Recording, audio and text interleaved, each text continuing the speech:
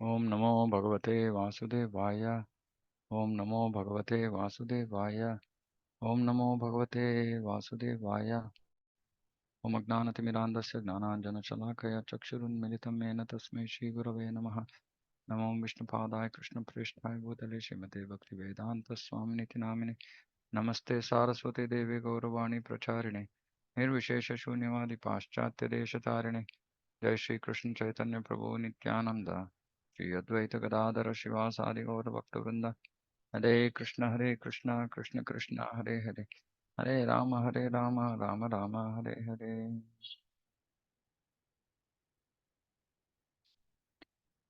Okay, teachings of Queen Kunti, chapter 25 continued. We must cultivate Krishna consciousness favorably. Anukulyena Krishnanushilanam. This means thinking of how Krishna will be satisfied. We must always think of Krishna, just like the gopis. The Krishna consciousness of the gopis was perfect because they had no desire other than to try to please Krishna. That is perfection. So this is the goal of our life.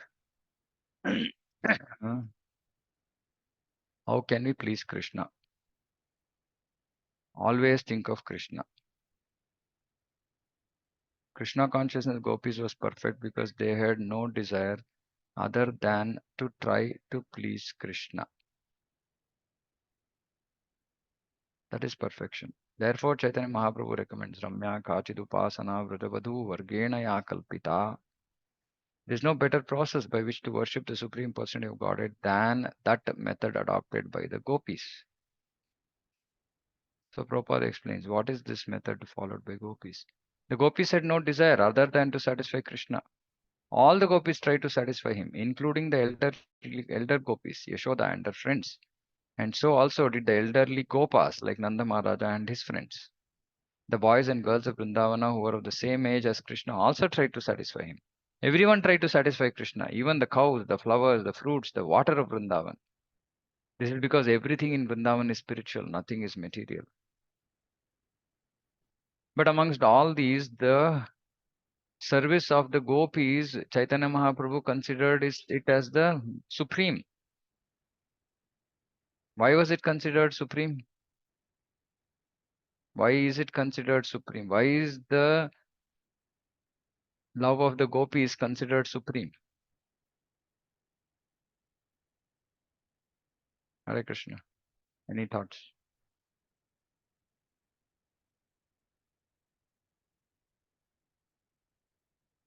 Why is the love of the gopis considered supreme?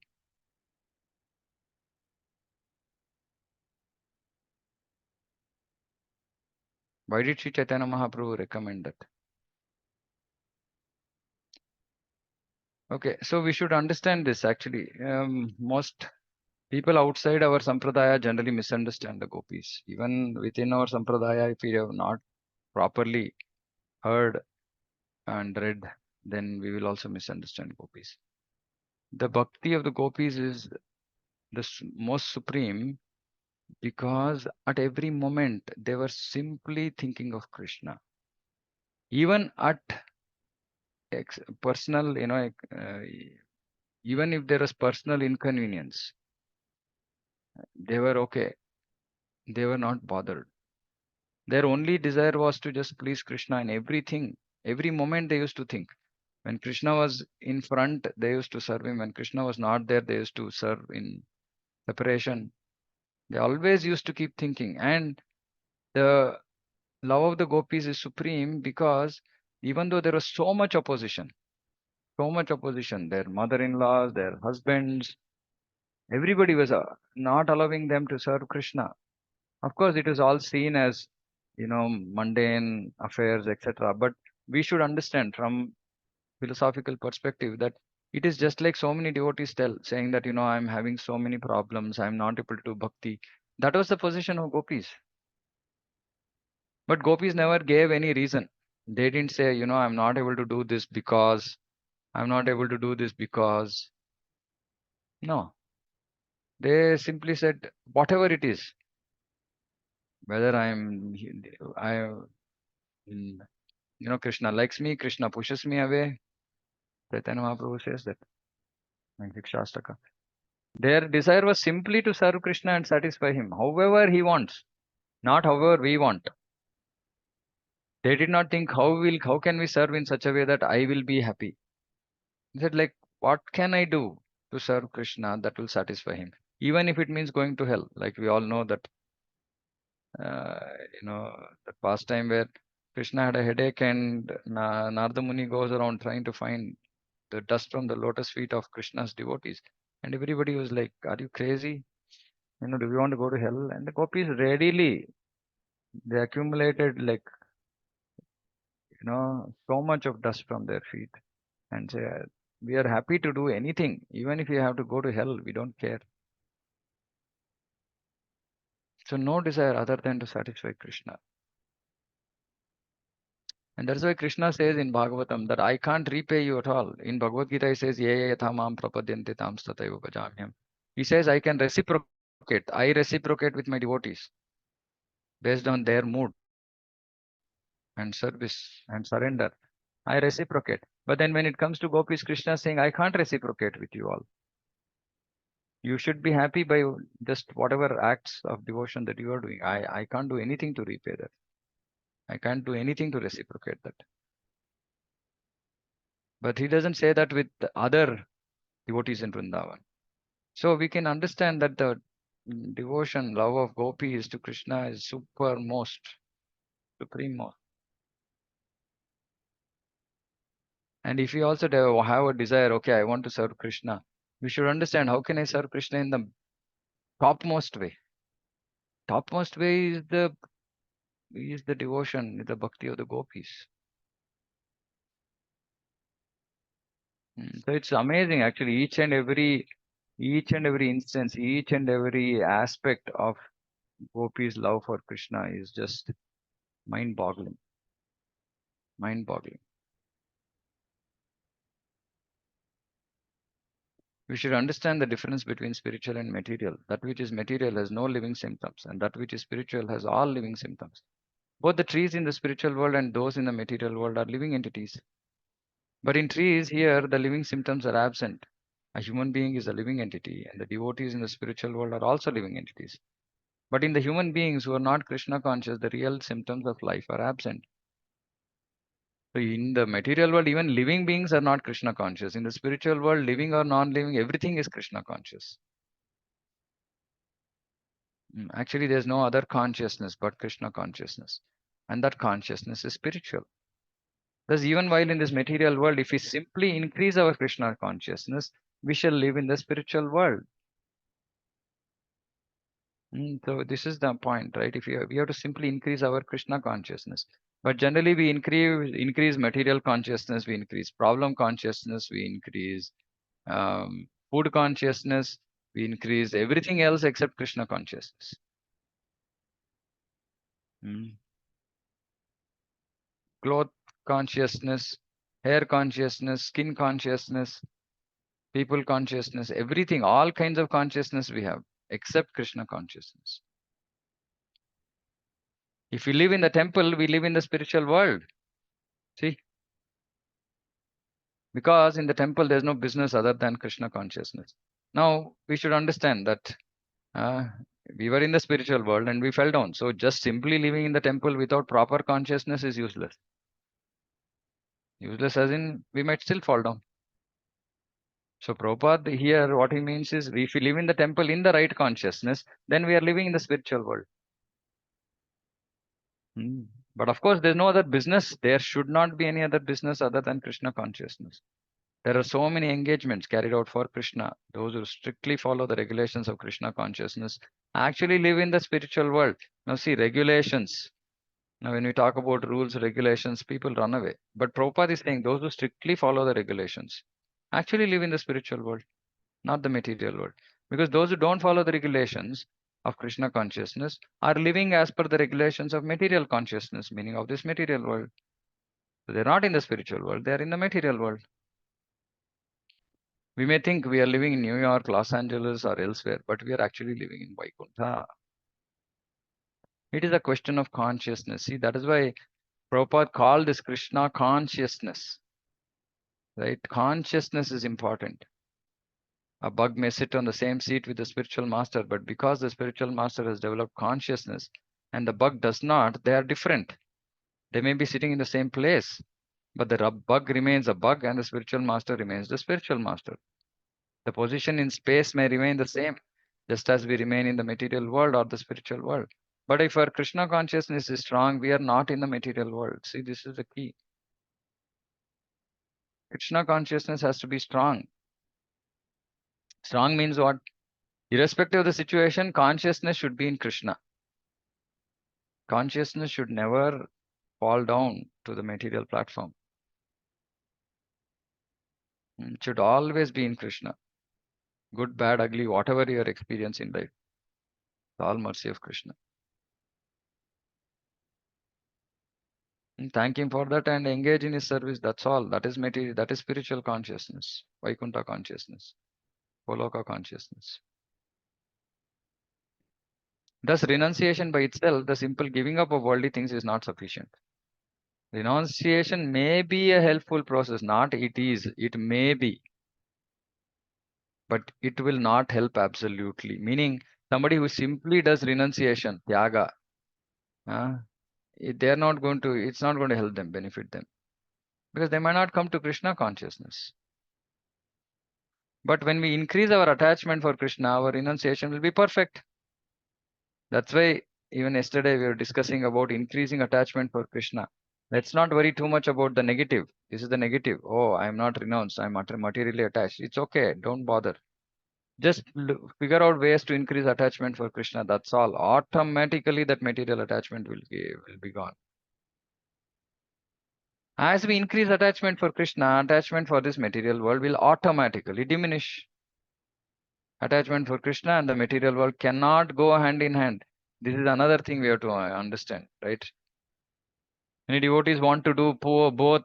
They want one leg on the material boat, one leg on the spiritual boat. Prabhupada is saying it's not cannot go hand in hand. Prabhupada gives very stark example. If a woman is attached to two men, her husband and her paramour, she cannot maintain her attachment for both.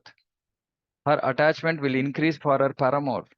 Although she may work at her husband's home very nicely, her mind will be attached to her paramour and she will think, when shall I meet him tonight? In the same way, if we increase our attachment for Krishna, detachment or renunciation of this material world will automatically come. See, actually, it's a very powerful example, though, we might feel disgusted hearing this example. See, but look at this actually. Our attachment to the material world here, is considered to the husband. Okay. And when the attachment to paramour increases, the attachment to husband, which is the material world, automatically decreases.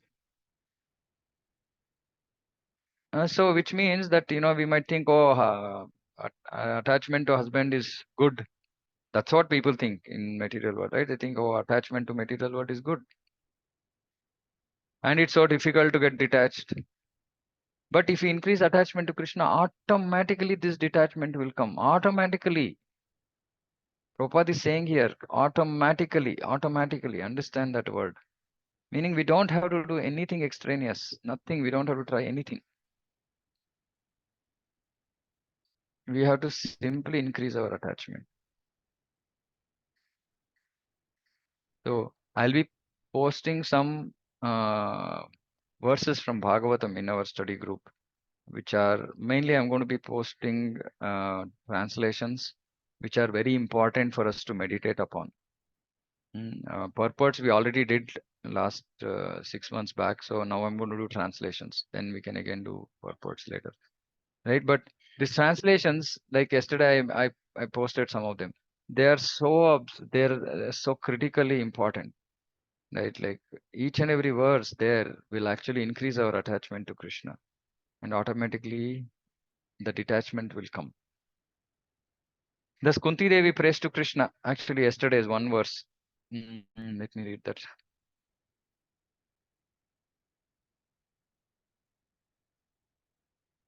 Simply by giving oral reception to this Vedic literature, the feeling for loving devotional service to Lord Krishna, the Supreme Personality of Godhead, sprouts up at once to extinguish the fire of lamentation, illusion, and fearfulness. This fire of lamentation, shoka, moha, bhaya, this is material consciousness.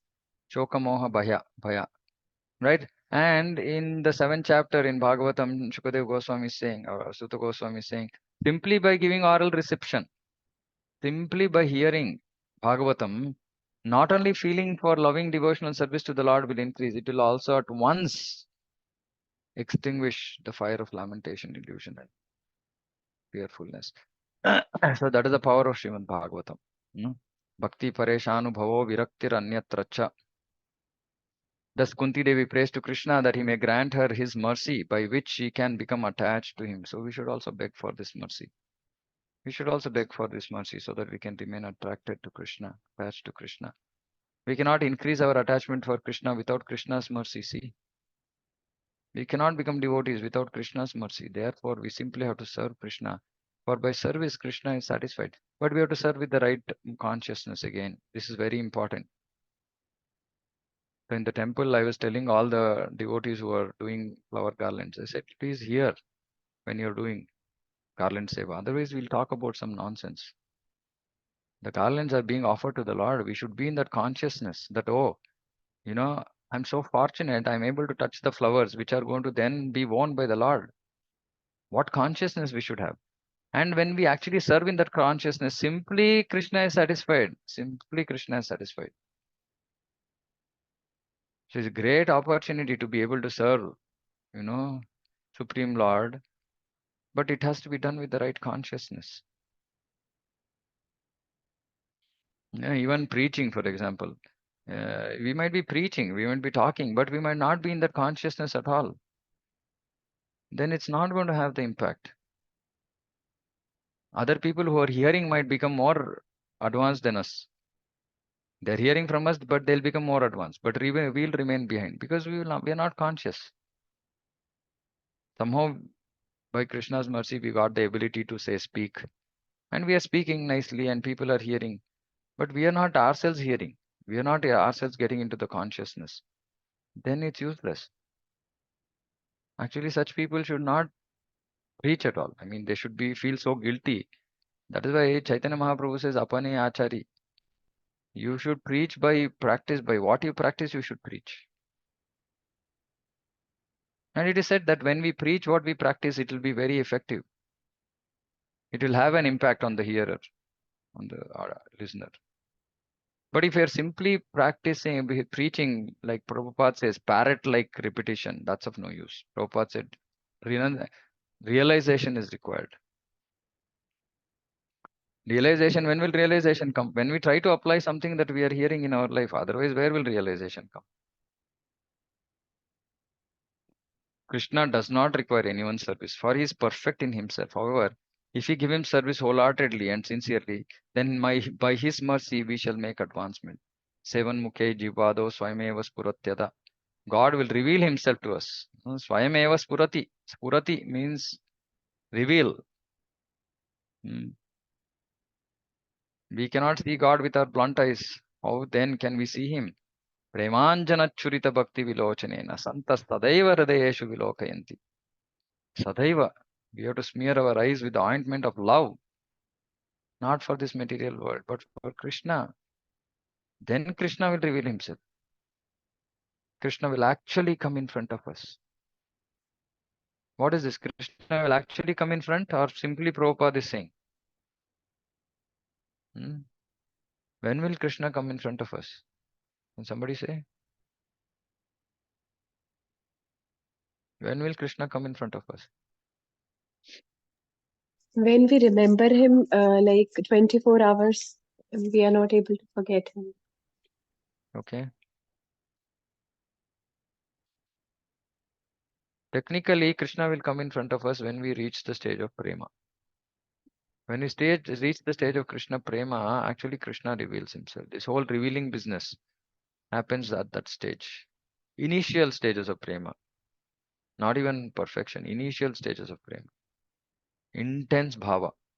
Krishna will start to reveal himself. He will reveal himself to the eyes of the devotee. He will reveal his fragrance of his body to the, to the nose, his touch, his flute, sound of his flute will be heard, and we can literally see him eye to eye.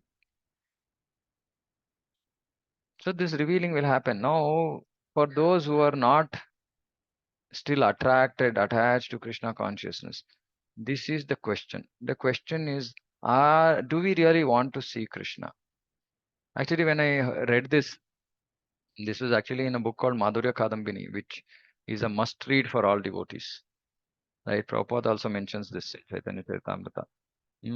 Madhurya Kadambini, while the name might seem esoteric, but actually it's not. It's a basic understanding of sadhana bhakti, stages of sadhana bhakti. And there is description about uh, uh, prema, stage of prema. And when I read that, I said, oh my God, I mean, for this, I should be ready to give up anything. When I read the description about how like Krishna reveals himself, I said, like, gosh, this is unimaginable. Who will even know that something like this can happen? People will just think all this is exaggeration, some story, some nonsense. But in reality, Krishna will reveal himself to every sadhaka who can reach that stage. However ordinary we might be in material context, but if you can simply follow the process properly, then we will make advancement. We will reach the stage of Krishna Prema, and then Krishna will reveal himself. When I read this, I said, oh, nothing else can be the goal of my life. This is the only thing. Just imagine. I mean, Shukadev Goswami is saying, I give me thousands, millions of mouths. I can't glorify you enough. Why? Because he's seen Krishna. He's been in touch with Krishna. So he knows how glorious Krishna is, and he's saying, I can't even glorify him if I get thousands of mouths.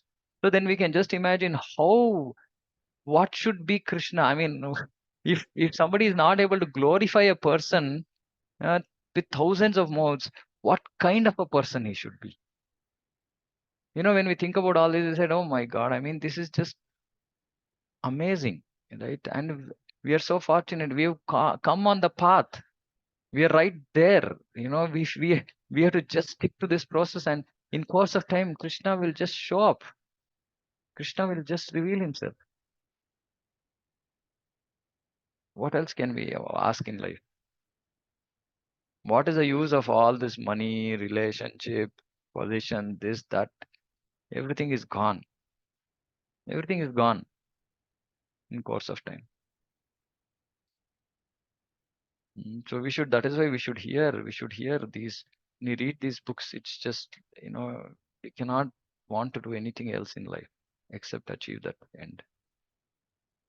When Dhruva Maharaja was undergoing penance and meditating upon the form of Vishnu within his heart, the Vishnu form suddenly disappeared and his meditation broke. Upon opening his eyes, Dhruva Maharaja immediately saw Vishnu before him, Krishna Garbha. That was the name of Vishnu. Like Dhruva Maharaj, we should always think of Krishna, and when we attain perfection, we shall see Krishna before us. See, Prabhupada is explaining that this is true. This is what it is. This is the process. We should not be too hasty, right? We should be patient. We should wait for the mature time. Of course, it is good to be eager to see Krishna, but we should not become discouraged if we do not see him immediately.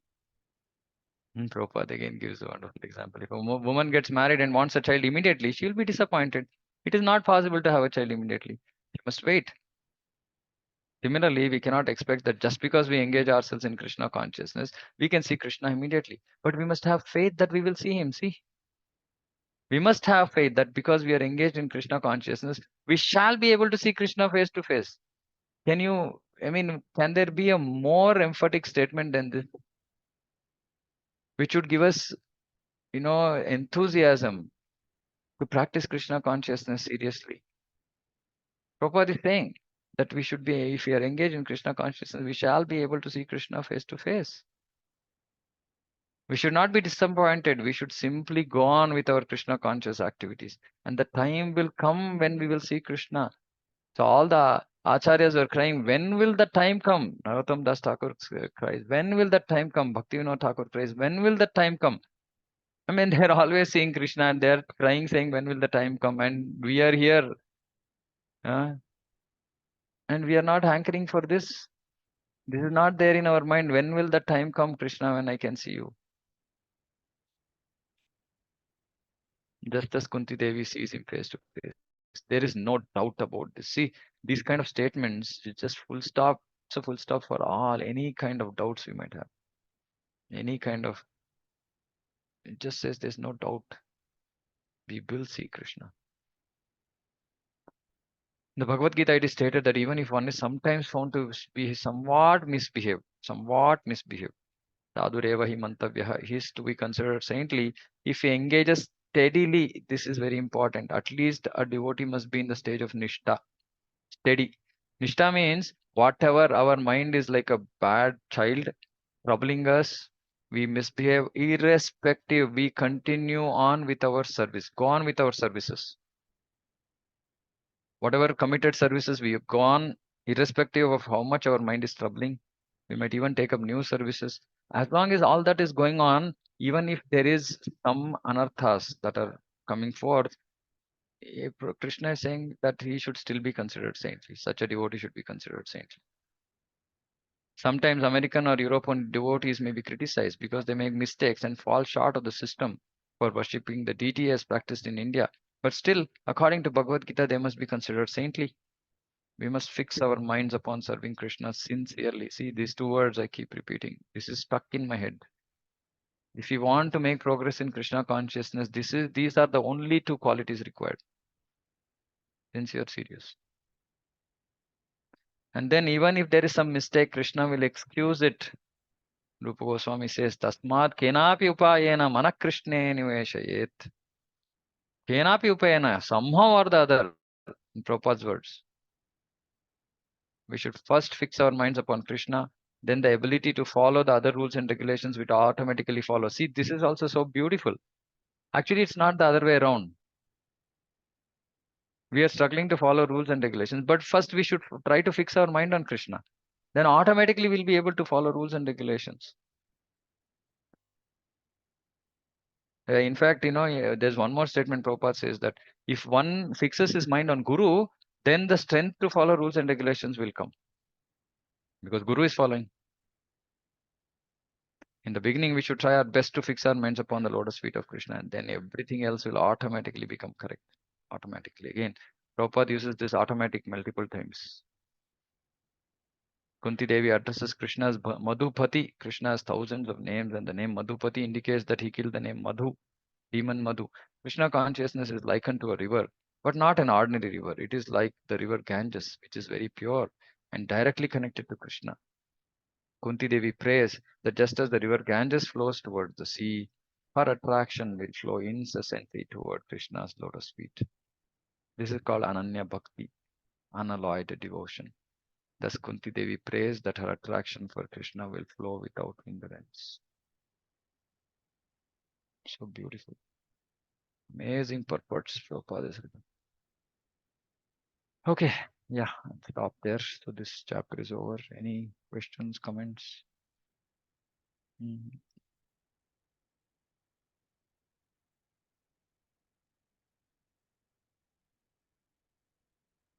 So what is Hare the Krishna, key? Yeah, Hare Krishna, Prabhuji. Hare Krishna. Just a doubt. Not even. I just want to clear. Prabhuji, in Vrindavan, the gopis, Mother Yashoda, none of them knew that Krishna was the supreme personality of Godhead, They right? knew. They And they knew. No, they they knew. knew It's not that they didn't know, but because it they was were not. It was not important for them, right? In the sense, Yogamaya, what she used to do is to make them forget, right? So it's a very deep topic. So sometimes like Yashoda saw that the whole cosmic universe in the universe mouth. in the mouth, and then she was like bewildered. Oh, who's this? This must be Supreme Lord. Then suddenly she forget. No, he is my darling Krishna. So they know, but it doesn't retain, it doesn't remain, it doesn't prevent them from expressing their love to Krishna naturally. Meaning their love is not affected by the fact that Krishna is the Supreme Lord. That is why it is said that they don't know. But it's not like they don't know at all. They know. Right? Even in the prayers by gopis, actually gopis are glorifying Krishna. saying you are Supreme Lord, you are, like when Krishna talks about tattva, philosophy to them, and they say, no, we know that you are the Supreme Lord, but it's not in the forefront of their devotion. It's somewhere in the back, way back. They keep forgetting it. Forgetting meaning it's just there, but it's not there, right? It's not preventing their love, preventing how they serve and love Krishna. That Aishwarya Bhava is not coming in. That Aishwarya Bhava is not, so their Madhurya Bhava is not affected by the knowledge that Krishna is the Supreme Lord. So that is why it is said that Krishna, they don't know.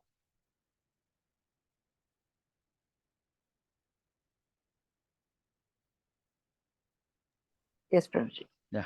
Good. Because otherwise the whole equation changes. Na? See, in the material world, when you love somebody, like how you have the Duryodhan and the Thrash, you were so blindly in love that the whole kingdom collapsed. But the object of love changes from material to spiritual. Yeah, but we can also think about, say, Narendra Modi, for example, right? Like, or somebody, like, for example, Anukul Prabhu. I mean, he's president in the temple, but at home, it's just natural love that you show towards him, right? Not because he's the president. So that position, when the love for the person actually is very strong, then the position actually doesn't come in between.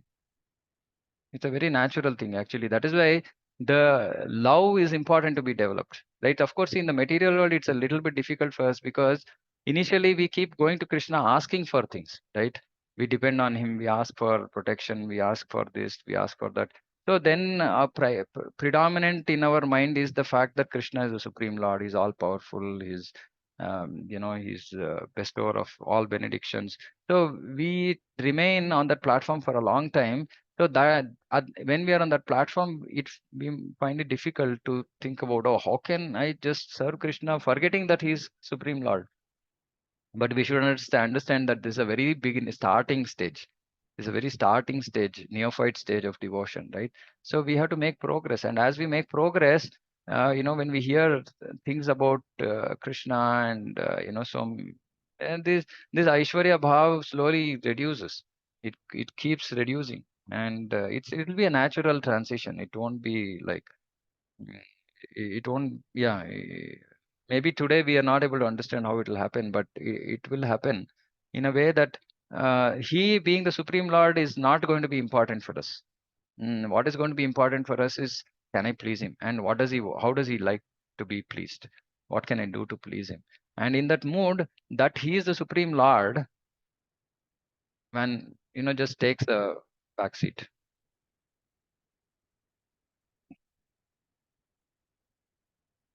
You should please him. If he's not supreme. Hare Krishna, Prabhuji. Throw and throw, yes. No, I just I want to ask you one point. Just now you are telling it is not matter we think he is supreme or something. It so we should please him. Yeah. Then why we should please Krishna? Why we should please if he is Krishna? not supreme, when he's not supreme, or what, we don't think he's a supreme or something like. Yeah. How we should Very nice question. develop relation and like that way. Yeah. So actually, see, this is a very nice question. See, in Bhagavad Gita, actually Krishna first is talking about his Aishwarya only. First, he talks about Aishwarya, right? He's saying, everything is all but just ounce of my energy. So Krishna is first, he's campaigning, telling people, saying that first you come to me, you want all you're worried, you're tense, you're this, you're that, you don't know, you want some shelter, come to me. I'm supreme person, I'm most powerful, Purushottama Yoga, I'm Purushottama, right? So Krishna is first campaigning so that people come to him, right? And then when we adopt the process that Chaitanya Mahaprabhu has given, slowly, steadily, what happens is that it is there. Yes, why am I loving? Why am I trying to serve Krishna? Yes, initially dasya, we come to dasya, right? Dasya bhav is when we see Krishna as the Supreme Lord and that I am his servant, and we start to serve him. But the process of devotion service is so beautiful that as we continue this devotion, which is based on Shravanam, predominantly. That is why we give so much emphasis, Prabhupada gives so much emphasis to hearing. Slowly and steadily, that thing that Krishna is supreme, I'm already engaged in dasya with Krishna. I'm serving him. Like I'm thinking I'm his servant, he's the supreme Lord. I start serving him. But as I make progress in Krishna consciousness, I start moving away from dasya based on my constitutional position. But generally in ISKCON, people will, but this has to be natural. It is not artificial. It is not mental. Let me put it that way. It's not mental, meaning we're not Sahajiyas. We will not suddenly tomorrow say, no, no, I'm not Dasya, now I'm Sakhya. I will go on the altar and put a hand around Jagannath. Right? No, this is craziness. Right? But one has to come to the stage of Raganuga Bhakti. Raganuga Bhakti comes only when we do Shravanam. Right? And when we hear, this is, we should understand this one point, that this love, this rasa that we have with Krishna is there in our heart. It's already there. So it's not artificially taken from outside. It's all already there in our heart. So when we do the practice of devotional service sincerely and seriously, this love which is there inside the heart, and the nature of this love is it already puts Krishna being the Supreme Lord in the background. That is the nature of that love. So when that love suddenly sprouts up, it manifests, this, the fact that Krishna the Supreme Lord will go in the background. It will automatically go. It's not it's done without effort, because that is the nature of that love. So the point is that that love has to sprout up. That's all. And that love is already there in the heart. That is the process of sadhana bhakti. So when we do the process of sadhana bhakti, slowly and steadily, as we do constant hearing, we will come to the stage of Raganuga. We have to, everybody has to. Prabhupada set up ISKCON for Raganuga bhakti, not for sadhana bhakti. Sadhana bhakti is only initially. Right? And Raganuga bhakti is characterized by extreme greed to please Krishna, to get Krishna. So that greed is what is important for us. And that greed will happen only by Shravanam and associating with devotees who have greed. Right? And when that greed comes, automatically that love manifests. And that love manifests, then the fact that Krishna is the Supreme Lord is there, but not there. Yeah, thank you. Actually, yeah, the nature of person is because we are a human being is born with nature to love, for love. Yeah. Actually. Yeah, born with nature to love, but our we have to that has to spout, as you said. That has to spout. Yeah, because right now the love that we have is mundane. Mundane. Yeah. Yes, bro. Thank you, bro. Yeah, thank you. Anything else? Anybody? Okay. Okay, we'll close here. Jagat Guru Srila Prabhupada ki jai, vancha kalpatarubhyascha kripa sindhubhyo cha patitana bhavabhyo vaishnavebhyo namo ananta koti Hare Krishna. Hare Krishna. Dandavat Hare Pranam. Krishna. Dandavat Mataji.